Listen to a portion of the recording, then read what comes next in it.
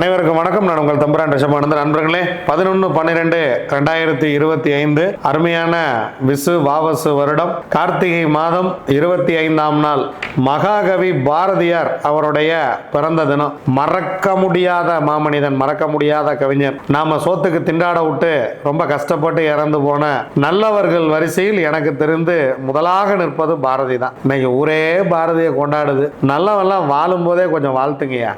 நல்லவெல்லாம் வாழும் போதே 4 வார்த்தை நல்லதாப்பா பண்ற அப்படின்னு சொல்லிருங்க.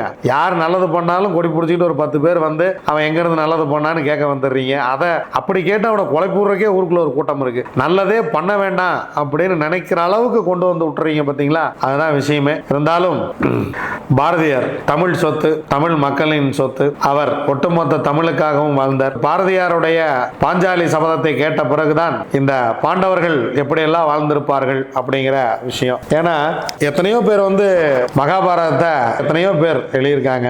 இதுல வந்து பாஞ்சாலி சபதத்துல கேட்டிருப்பார், என்னை இழந்த பிறகு தன்னை இழந்தாரா, தன்னை இழந்த பிறகு என்னை இழந்தாரா. பாஞ்சாலி கேட்பான். அதாவது அவன் முதல்ல தன்னை வச்சு இழந்த பிறகு அப்புறமா என்னை வச்சு சூதாடினானா, இல்லை என்னை வச்சு இழந்த பிறகு அப்புறமா தன்னை வச்சு சூதாடினானான்னு போய் கேட்பான். முதல்ல அவனை இழந்துடுறான். தன்னை இழந்த ஒருவனுக்கு எப்படி மனைவி இருக்க முடியும் அப்படின்னு. மனைவியை வச்சு எவனா சூதாடுவானா? சீ சீ சீ அப்படிங்கிறார் பாரதி. யாரா? தர்மரை. தர்மரை வச்சு வணக்கினதுல பாரதியார் மிகப்பெரிய ஒரு மன்னன் சொல்லலாம். அதுல வந்து பாஞ்சாலியை மட்டுமே வச்சு அவர் வந்து அதை முழுமையாக அதை சொல்லியிருப்பார். பாஞ்சாலியின் பார்வையில் எப்படிப்பட்டவர்கள் அப்படிங்கிறத சொல்லியிருப்பார். அதான் பாஞ்சாலியின் சபதம். ஒரு அருமையான ஒரு மாமனிதன், எல்லாவற்றையும் வித்தியாசமாக சிந்தித்த ஒரு மாமேதை, கவிஞன், அறிஞன், புலவன், ஞானி, சித்தன், தமிழன். யாமறிந்த மொழிகளிலே தமிழ் மொழி போல் இனிது வேறெங்கும் காணோம் அப்படின்னு 8 லாங்குவேஜ் எழுத படிக்க தெரிஞ்சதுக்கு அப்புறம் சொன்னான் பாரு. அதுதான் உண்மை. தமிழை மட்டும் படிச்சுட்டு இங்க பல குரூப்புங்க தமிழுக்கு கோஷம் போட்டுக்கிட்டு கிடக்கு. பட் ஆனா எல்லாத்தையும் படிச்சுட்டு பாரதி சொன்னா, யாமறிந்த மொழிகளிலே தமிழ் மொழிது போல் இனிது வேறெங்கும் காணும். பாரதியோட சிந்தனைகள் எல்லாமே வித்தியாசமா இருக்காரு. பாத்தீங்கன்னா தெரியும். எந்த தந்தையார் நாடுன்ற பேச்சினிலே ஒரு சக்தி பிறக்குது மூச்சு நிலைன்னா. எல்லாரும் என்ன சொன்னாங்க? தாய்நாடு தாய்நாடுன்னு அலைஞ்சிக்கிட்டு இருக்கும்போது பாரதியோட என்னடா தாய்நாடு, தந்தையார் நாடுறா இது, எங்க அப்பம் பிறந்த பூமி, இது ஏன் பூமி, என் தந்தையார் நாடு என்ற பேச்சினிலே ஒரு சக்தி பிறக்குது மூச்சு நிலை அப்படின்னா. இதை இதுக்கு முன்னாடி யாருமே சொன்னதில்லை. எல்லாரும் தாய்நாடுன்னு மட்டும்தான் சொன்னமே தவிர தாய் தந்தையாருக்கு நிகராக நாட்டை யாரும் பேசியதே இல்லை. பாரதி மட்டும்தான் பேசினார். இந்த மாதிரி நிறைய பேசினார். ஸோ அதில் நல்ல விஷயங்கள்லாம் எடுத்துக்கிட்டு அதை நல்லதாகவே எடுத்துக்கிட்டு அவரை வச்சு அரசியல் மட்டுமே பண்ணாம அவரை வச்சு குழந்தைகளுக்கு நல்ல கருத்துக்களும் சொல்லிக் கொடுங்க. காக்கை சிறகினிலே நந்தனாலா உந்தன் கரிய நிறம் தோன்றுதடா நந்தலாலா, தீக்குள் விரலை வைத்தால் நந்தலாலா உன்னை தீண்டும் பின்பம் கிடைக்குதடா நந்தலாலா. நந்தனாரை பற்றி அவர் எழுதிய அருமையான பாட்டு. ஸோ இந்த மாதிரி நிறைய விஷயங்கள் இருக்கு. அவரை அடிமைக்கு எதிராக போராடி இருக்கிறார். காக்கை குருவிகள் எங்கள் கூட்டம், ஜாதிகள் இல்லையடி பாப்பா. 2வது பாட புத்தகத்திலே வச்சிருக்கோம். ரொம்ப மகிழ்ச்சி. ஜாதிகளி இல்லையடி பாப்பா, குளம் தாழ்த்தி சொல்லுதல் ஆகாதடி பாப்பா. சந்தோஷம். ஆனா ஜாதி சான்றிதழ் வாங்கிட்டு வந்தா ஸ்கூல்லேயே சேர்த்துக்கிறோம். எதுக்கு ஜாதி சான்றிதழ் கேட்குறீங்க ஸ்கூல்ல? ஜாதி அடிப்படையில் தான் கல்வினா எதுக்கே முதல்ல படிக்க வைக்கிறீங்க? விட்டுருங்க கம்முன்னு. முதல்ல இந்த ஜாதி அடிப்படையில் இந்த கோட்டா கொடுக்கறது, இந்த ஜாதிக்காரன் எவ்வளவு மார்க் எடுக்கணும், இந்த ஜாதிக்காரன் எவ்வளவு மார்க் எடுத்தா போதும் அப்படின்னு இந்த முட்டாள்தனமான இந்த இதெல்லாம் விட்டுட்டு தயவு செஞ்சு படிக்கிறவனுக்கு தான் முன்னுரிமைன்னு கொடுங்க. நீங்க வந்து நடிக்கிறவனுக்கும் நீங்க வந்து ஜாதி அடிப்படையில் பார்த்து சீட்டு கொடுக்காதீங்க. கோட்டாலாம் ஜாதி அடிப்படையில் ஒதுக்காதீங்க. இன்னைக்கு அன்னைக்கு மாதிரி 2 டம்ளர் முறையில் அங்கே யாருக்கிட்டையும் இல்லை, யார்கிட்டையும் கை கட்டிட்டுலாம் உட்காந்துருக்கல. எல்லாரும் இன்னைக்கு நல்லா சம்பாதிக்கிறாங்க. எல்லாரும் அவங்கவுங்க வாழ்க்கை சிறப்பாகவே வாழ்றாங்க. எல்லாருக்கும் எல்லாமும் தெரிந்திருக்கிறது. ஜாதி அரசியல் செய்வதற்கு மட்டுமே தேவைப்படுமே தவிர வேற எந்த தேவைப்படாது என்பதை பெருமையுடன் தெரிவித்துக் கொள்கிறேன். சரிங்களா? அதனால தயவு செய்து இந்த கல்வி படிக்கிறவனுக்கு முன்னுரிமை கொடுங்க. நல்லா படிக்கிறவனை விட்டுறீங்க, கோட்டாவில் யாரானுக்கா சீட்டை கொடுத்து விட்டுறீங்க. அப்புறமா எப்படியா படிப்பு மேல நம்பிக்கை வரும்? முதல்ல ஸ்கூல்ல ஜாதி சான்றிதழ் கேட்கறது நிறுத்துங்க. ஜாதிவாதி கணக்கெடுப்பு எடுக்கிறேன், நாங்க வந்து இந்த ஜாதி, முதல்ல அதை விட்டுட்டீங்கன்னு வச்சுங்களேன். அரசியல்வாதிகள் ஜாதியை விட்டுவிட்டால் அரசியல் செய்ய முடியாது என்பதற்காக ஜாதி வாரியாக கணக்கெடுத்து இவன் இந்த ஜாதிக்காரன் அதிகமா இருக்கான், இந்த ஜாதிக்காரன் கம்மியா இருக்கான், இவனுக்கு இத்தனை பர்சன்டேஜ் கொடுக்கல, எங்களுக்கு 100% கொடுங்க, நீங்க 5%, 10%, 15% எங்களுக்கு ஒதுக்கிட்டு இருக்கிறீங்க. இது என்ன கணக்குன்னு எனக்கு புரியல. அதனால இந்த ஜாதி வாரி கணக்கெடுப்புலாம் விட்டுட்டு முதல்ல மனித வாரி கணக்கெடுப்புகள்லாம் நடத்தி நீங்களாம் முதல்ல மனுஷனா மாறி எங்களையும் கொஞ்சம் மனுஷனா பார்த்துங்க. பாரதியார் பிறந்த நாள் அன்னைக்கு சொல்றேன், புரிஞ்சுங்க. வாங்க, திதியோகம் காரணம் 4 நட்சத்திரம் என்ன சொல்கிறது பஞ்சாங்கம் பார்ப்போம். பார்ப்போம். இன்று இரவு 7:43 வரைக்கும் சப்தமி, அதன் பின்பு தேய்பிறை அஷ்டமி, காலை 8:44 வரைக்கும் மக நட்சத்திரம், அதன் பின்பு பூரம், மாலை 4:59 வரைக்கும் விஸ்கம்பம் இருக்கிறது. விஸ்கம்பம் நாமயத்துக்கு யோகாதிபதி நட்சத்திரம் பூசம், யோகி சனி பகவான், அவயோக நட்சத்திரம் திருவோணம், அவயோகி சந்திரன், அதன் பின்பு பிரீத்தி நாமயத்துக்கு யோகாதிபதி நட்சத்திரம் ஆயில்யம், யோகி புதன், அவயோக நட்சத்திரம் அவிட்டம், அவயோகி செவ்வாய். காலை 7:51 வரைக்கும் பத்திரை, அதன் பின்பு 7:43 இரவு வரைக்கும் பவம், அதன் பின்பு பாலவம். மகாகவி பாரதியார் பிறந்த தினம், இந்திய சதுரங்க கிராண்ட் மாஸ்டர் விஸ்வநாதன் ஆனந்த் அவருடைய பிறந்த தினம், இந்திய முன்னாள் குடியரசுத் தலைவர் பிரணாப் முகர்ஜி அவருடைய பிறந்த தினம். நண்பர்களே, வாங்க கிரக சூழ்நிலைகளை பார்க்கலாம். குரு கடகத்துல உச்சம், கேது சந்திரன் ரெண்டும் சிம்மத்துல, சூரியன் சுக்கிரன் புதன் 3 பேரும் விருச்சிகத்துல, செவ்வாய் தனுசுல, ராகு கும்பத்தில், சனி பகவான் மீனத்தில். வாங்க 27 நட்சத்திரங்களுக்கு உண்டான பஞ்சபட்சி ராசி பலன்களை பார்க்கலாம்.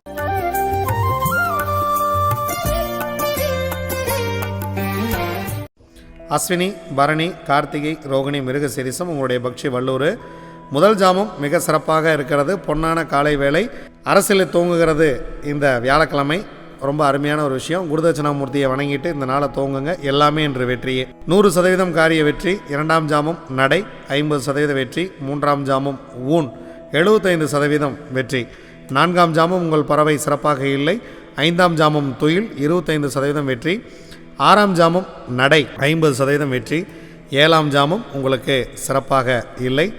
8ஆம் ஜாமம் உங்கள் பறவை அரசு வேலையில் இருக்கிறது. முக்கியமான வேலைகள் இருந்தால் இந்த நேரத்தில் செய்யலாம். 9ஆம் ஜாமம் உங்கள் பறவை ஊன் 75% காரிய வெற்றி. 10ஆம் ஜாமம் உங்களுடைய பறவை துயிலில் இருக்கிறது. பிரம்ம முகூர்த்தம் உங்களுக்கு 25% காரிய வெற்றியே கொடுக்கும். அதனால் முக்கியமான வேலைகள் ஏதேனும் செய்ய வேண்டியது இருந்தால் வெள்ளிக்கிழமை அன்னைக்கு விடிஞ்சதுக்கப்புறம் பார்த்துக்கலாம். திருவாதிரை, புனர்பூசம், பூசம், ஆயில்யம், மகம், பூரம் உங்களுடைய பக்ஷி ஆந்தை. முதல் ஜாமம் ஊன் 75% காரிய வெற்றியோடு இந்த நாளை துவங்குகிறீர்கள். மிகவும் சிறப்பான ஒரு நாள் வியாழக்கிழமை. 2ஆம் ஜாமம் உங்கள் பறவை சிறப்பாக இல்லை. 3ஆம் ஜாமம் துயில் 25% மட்டுமே காரிய வெற்றி. மதியம் சிறப்பாக இருக்கிறது. 4ஆம் ஜாமம் அரசு 100% காரிய வெற்றி. 5ஆம் ஜாமம் நடை 50% காரிய வெற்றி. 6ஆம் ஜாமம் துயில் 25% காரிய வெற்றி. 7ஆம் ஜாமம் நடை 50% காரிய வெற்றி. 8ஆம் ஜாமம் உங்கள் பறவை சிறப்பாக இல்லை. முக்கியமான வேலைகள் இருந்தால் பிறகு பார்த்து கொள்ளலாம். 9ஆம் ஜாமம் உங்கள் பறவை சிறப்பாக இருக்கிறது. 100% காரிய வெற்றி. 10ஆம் ஜாமம் பிரம்ம முகூர்த்தம் சிறப்பாக இருக்கிறது. எடுக்கக்கூடிய காரியத்தில் 75% வெற்றி. உத்திரம், அஸ்தம், சித்திரை, சுவாதி, விசாகம் உங்களுடைய பக்ஷி காகம். முதல் ஜாமம் துயிலில் துவங்குகிறது. 25% மட்டுமே காரிய வெற்றி. 2ஆம் ஜாமம் மிக சிறப்பாக இருக்கிறது. முக்கியமான வேலை இருந்தால் இந்த நேரத்தில் செய்து கொள்ளுங்கள். 100% காரிய வெற்றி. 3ஆம் ஜாமம் உங்களுடைய பறவை நடை 50% காரிய வெற்றி. 4ஆம் ஜாமம் ஊன் 75% காரிய வெற்றி. மாலை நேரம் சிறப்பாக இல்லை 5ஆம் ஜாமம். அதனால் முக்கியமான வேலை இருந்தால் 6ஆம் ஜாமத்தில் பார்த்து கொள்ளலாம். 6ஆம் ஜாமம் உங்களுடைய பறவை ஊன் 75% காரிய வெற்றி. 7ஆம் ஜாமம் உங்களுடைய பறவை துயில் 25% காரிய வெற்றி. 8ஆம் ஜாமம் உங்களுடைய பறவை நடை 50% காரிய வெற்றி. 9ஆம் ஜாமம் சிறப்பாக இல்லை. 10ஆம் ஜாமம் உங்களுக்கு சிறப்பாக இருக்கிறது. பிரம்ம முகூர்த்தம் மிக மிக ஒரு அருமையான ஒரு நேரமாக இருக்கிறது. எதை துவங்குவதாக இருந்தாலும் பிரம்ம முகூர்த்தத்தை துவங்குங்கள். மிகப்பெரிய ஒரு வெற்றியாக உங்களுக்கு இருக்கும். அனுஷம், கேட்டை, மூலம், பூராடம், உத்திராடம் உங்களுடைய பக்ஷி கோழி. ஸோ கோழி வியாழக்கிழமை படுபட்சி, தேய்பிறை வியாழக்கிழமை கோழி படுபட்சி. முக்கியமான வேலைகள் ஏதேனும் இருந்தால் வெள்ளிக்கிழமை பார்த்து கொள்ளலாம். முக்கியமான சந்திப்புகள், முக்கியமான பேச்சுக்கள், முக்கியமான பண வரவு செலவுகள் இதெல்லாம் இருந்துச்சு அப்படின்னா, பணம் கொடுக்கல் வாங்கலாம் இருந்துச்சுன்னா நம்ம வெள்ளிக்கிழமை அன்னைக்கு பார்த்துக்கலாம். வியாழக்கிழமை அன்னைக்கு குருதட்சிணாமூர்த்தியை வணங்கிட்டு வியாழக்கிழமை அன்னைக்கு பிறருக்கு உணவு கொடுத்துட்டு பிறருக்கு அன்னதானம் செய்து இந்த நாளை இறை வழிபாட்டோடு துவங்குங்கள். இறை வழிபாட்டோடையே நிறைவு செய்யுங்கள். முக்கியமான வேலைகள் இருந்தால் வெள்ளிக்கிழமை பார்த்துக்கலாம். திருவோணம், அவிட்டம், சதயம், பூரட்டாதி, உத்திரட்டாதி, ரேவதி உங்களுடைய பக்ஷி மயில். முதல் ஜாமம் சிறப்பாக இல்லை. வியாழக்கிழமை அன்னைக்கு காலையில் குருதட்சிணாமூர்த்தியை துவங்கிட்டு முதல் 2 ஜாமம் சிறப்பாக இல்லை. 3ஆம் ஜாமம் சிறப்பாக இருக்கிறது. 3ஆம் ஜாமம் உங்களுடைய பறவை அரசு 100% காரிய வெற்றியை கொடுத்துரும். 4ஆம் ஜாமம் நடை 50% வெற்றி. 5ஆம் ஜாமம் ஊன் 75% வெற்றி. 6ஆம் ஜாமம் உங்கள் பறவை சிறப்பாக இல்லை. அதனால் இந்த நேரத்தில் முக்கியமான வேலைகளை தவிர்த்து விடுங்கள். 7ஆம் ஜாமம் சிறப்பாக இருக்கிறது. 100% காரிய வெற்றி. 8ஆம் ஜாமம் உங்களுக்கு ஊன் 75% காரிய வெற்றி. 9ஆம் ஜாமம் உங்களுடைய பறவை துயில் 25% மட்டுமே காரிய வெற்றி.